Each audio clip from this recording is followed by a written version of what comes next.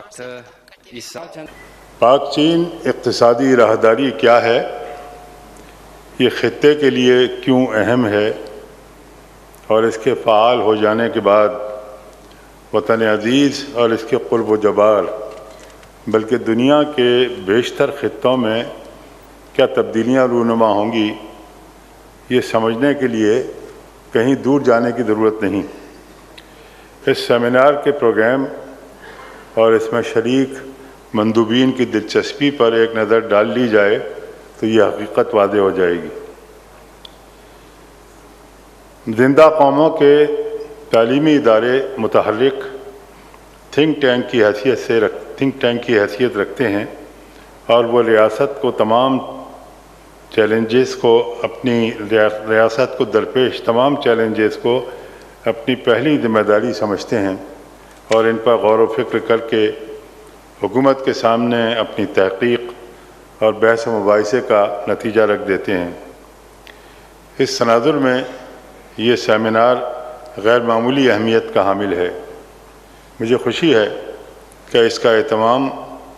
ملک کی قابل فخر جامعہ national university of science and technology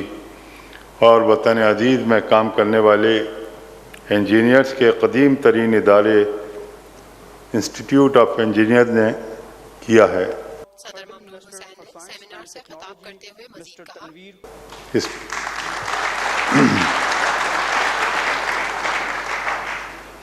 جس پر یہ دونوں ادارے مبارکباد کے مستحق ہیں۔ میں توقع کرتا ہوں کہ ان اداروں کے زیر اہتمام اس طرح کی سرگرمیاں آئندہ بھی جاری رہیں گی، تاکہ پاک چین اقتصادی راہداری ہی نہیں بلکہ وطن عزیز کو مستقبل میں پیش آنے والے دیگر مواقع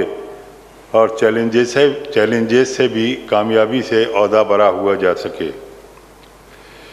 خواتین و حضرات، وطن عزیز کے ذمہ دار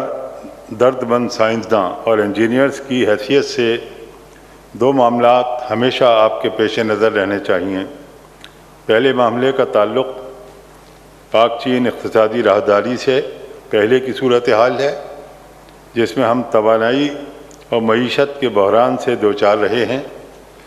آپ کی یہ بنیادی ذمہ داری ہے کہ آپ وطن عزیز کو درپیش